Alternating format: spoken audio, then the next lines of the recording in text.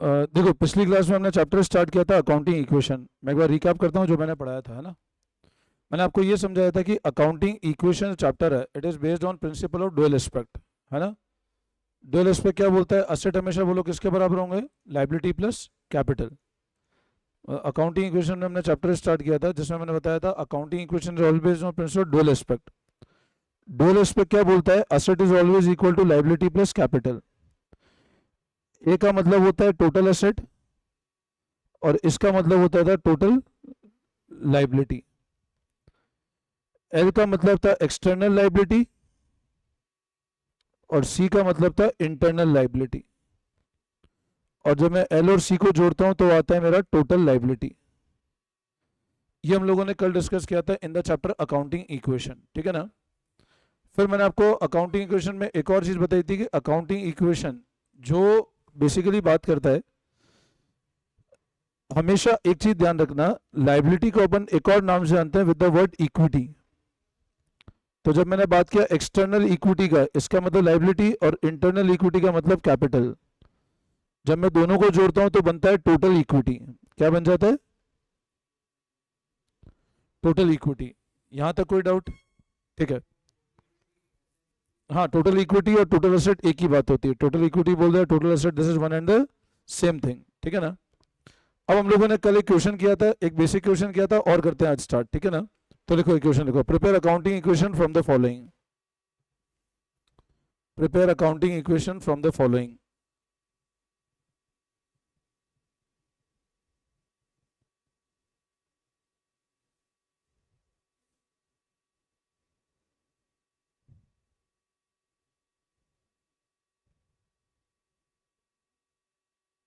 लिखो आप।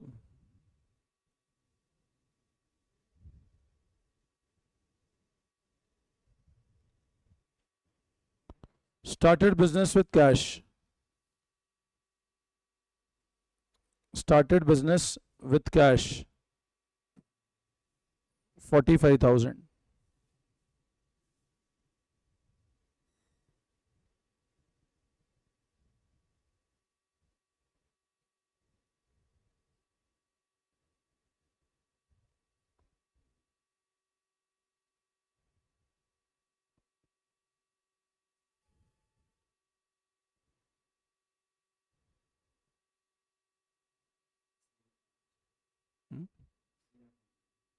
तुम मिलो ना, बोलो 15। अच्छा, prepare accounting equation from the following. Prepare accounting equation from the following.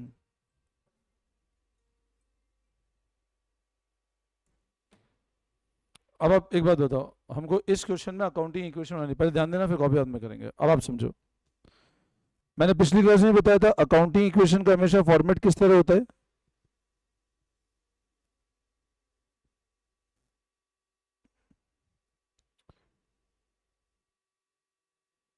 Asset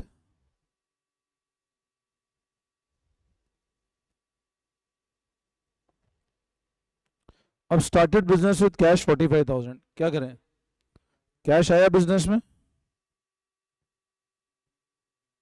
और वो क्या लगेगा? 45,000, ठीक है। कैश और कैपिटल दोनों बढ़ जाएगा 45,000 से। क्लियर है वाला? Next, next, open the bank account, मतलब बैंक में खाता खुलवाया। अब एक चीज हमेशा ध्यान रखना, जब भी एक असेट दूसरे असेट में कन्वर्ट होता है कभी भी कैपिटल कम नहीं होती है। हमने बैंक में खाता खुलवाया कितने रुपए जमा करा करके? 4,500। अब बैंक में खाता खुलवाया मतलब क्या बढ़ेगा बताओ? बैंक बढ़ जाएगा। कितना बैलेंस बढ़ेगा बैंक में? और कैश क्या हो जाएगा? कम हो जाएगा। बैंक में पैसा आया, बैंक बैलेंस बढ़ गया, और कैश क्या हो गया? तो कैश तो कम हो गया और क्या बढ़ गया? बैंक बढ़ा दिया। तो खाते में पैसा आया, बैंक बैलेंस बढ़ गया, और कैश क्या हो गया? कम हो गया। क्लियर है? गुड्स, गुड्स मतलब जिसको रीसेल के लिए खरीदते हैं। गुड्स खरीदे सन एंड कंपनी से, अब नाम लिखा हुआ है मोहन से, सॉरी नाम लिखा है, मतलब हमने किस पे खरीदे? उधार पे खरीदे। अगर मान लो नाम नहीं लिखा होता मतलब कैश में खरीदे, मोहन नाम लिखा है इसका मतलब किस पे खरीदे हमने, उधार पे। तो गुड्स उधार पे खरीदे, तो जिससे उधार पे खरीदे वो क्रेडिटर। कितने रुपए के खरीदे हमने, क्रेडिटर नहीं उधार पे खरीदा ना, तो कैश कम होगा ही नहीं। अब ये आया 40500,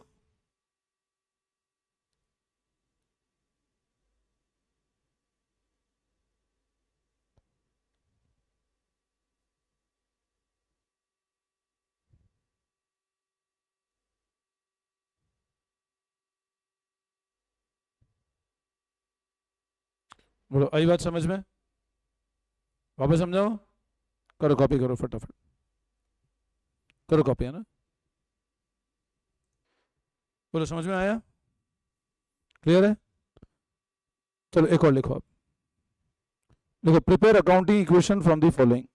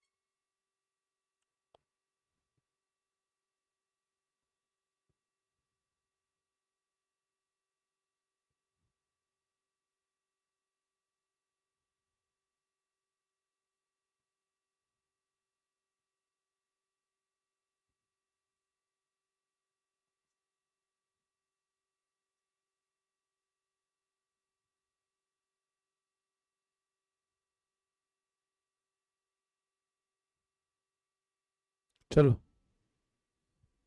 अकाउंटिंग इक्वेशन बनाए, देखो क्वेश्चन देखो। Started business with cash, purchase goods from Shyam, sold goods to Sohan, cost 1800 for 1500, amount withdrawn from business 5000 रुपये।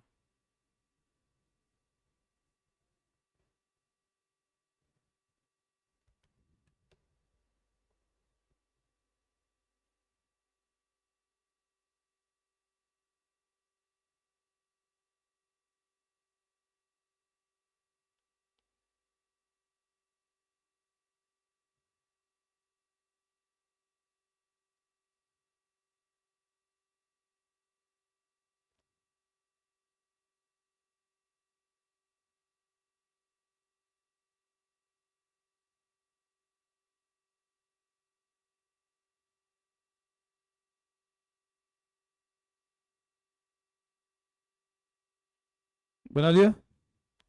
अब बताओ अकाउंटिंग इक्वेशन के लिए सबसे पहले क्या करेंगे, वापस फॉर्मेट बनाओ।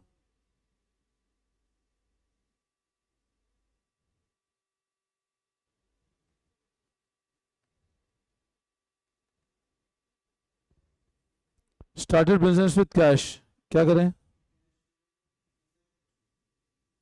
और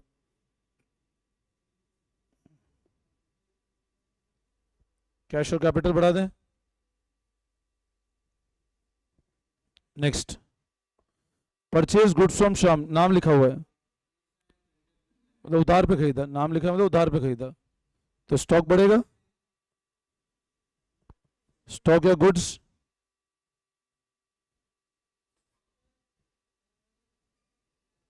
क्रेडिटर बढ़ेगा, ठीक है। सोल्ड गुड्स टू सोहन, वापस नाम लिखा हुआ है मतलब उधार पे बेचे, जिसको बेचते हैं ना उधार पे नहीं, वो कह रहा था डेटर। उधार पे खरीदते हैं, जिससे खरीदते हैं उसको बोलते हैं क्रेडिटर, जिसको बेचते हैं उधार उसको कहते हैं डेटर। कितने का सामान बेचा, 1800, कितने पर बेचा, तो इधर बढ़ेंगे डेटर। 1500 उधार पे बेचा, 1800 की चीज कितने पर बेच दी बताओ, तो 300 का लॉस हुआ। 1800 की चीज कितने पर बेच दी, तो स्टॉक आपका 1800 कम हो जाएगा और 300 का लॉस होगा, समझे। उधार पे बेचा तो 1500 बेचा, कितने की चीज, 1800 की चीज, तो 300 का लॉस, कैपिटल कम कर देगा। बोलो आई बात समझ में? इसमें कोई डाउट? लास्ट, अमाउंट विड्रॉ किया बिजनेस से, तो ये ड्राइंग से, तो कैश कम होगा,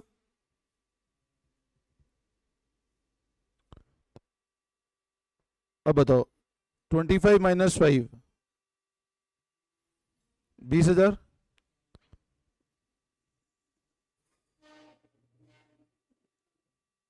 creditor 10,000 plus 25 minus 5, 20 minus 300,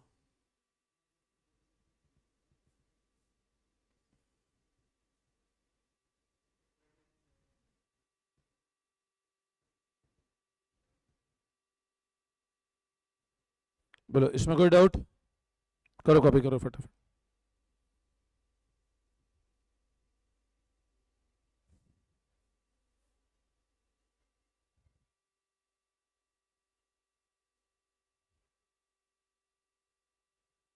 simple, जिसको उधार बेचा वो डेटर, उधार पे खरीदा वो क्रेडिटर, जिससे खरीदा वो क्रेडिटर, जिसको बेचा वो डेटर, है ना?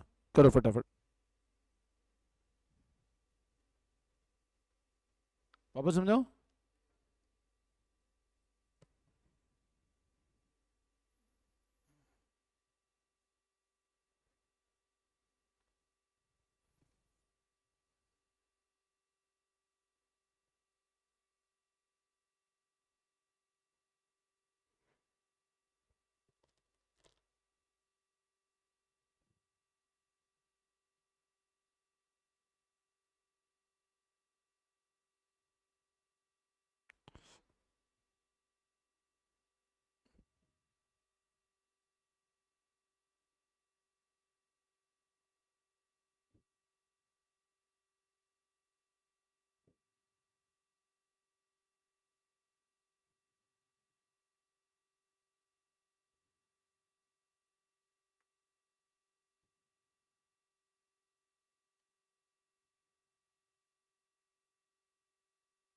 हो गया?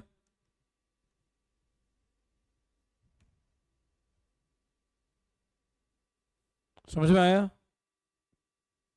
वापस समझाओ। चलो एक एग्जांपल और लिखेंगे। देखो, prepare accounting equation from the following.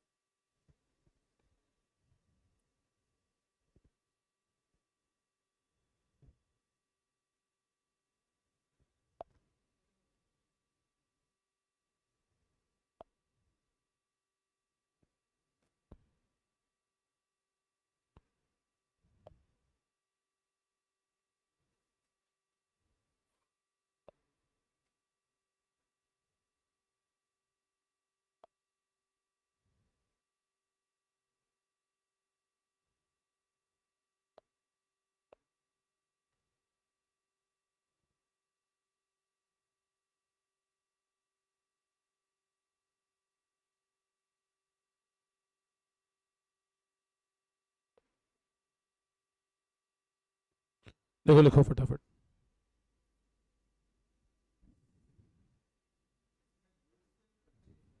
हम्म, नहीं, स्टार्ट किया बिजनेस विद कैश 1 लाख और गुड्स 20,000।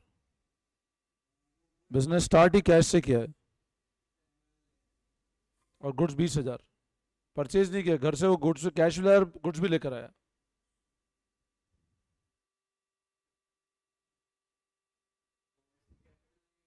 हाँ, अब बनाओ फॉर्मेट।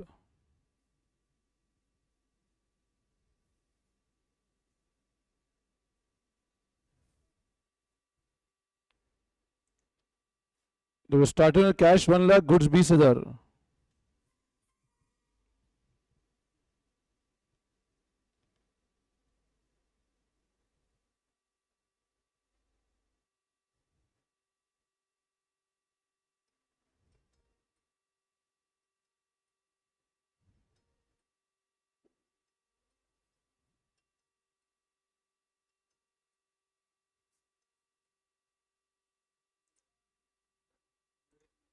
हो गया? बेचे गुड्स कितने के, 10,000 के, कितने पर, कैश 12,000, कैश 12 बढ़ गया, हाँ बताओ 10 की चीज कितने पर बेची, 12 पे, तो 2,000 का प्रॉफिट हुआ है। कैश बढ़ा दिया ना 12,000, स्टॉक 10,000 कम कर दिया, 2,000 प्रॉफिट है। परचेज किया फर्नीचर उधार पे, तो क्या करें,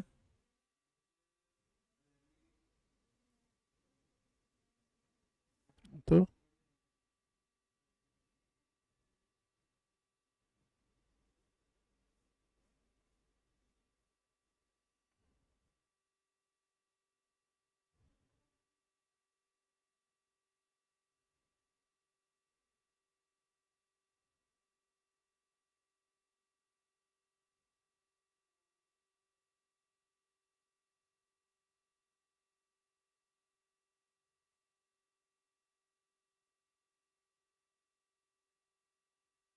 बोलो आई बात समझ में।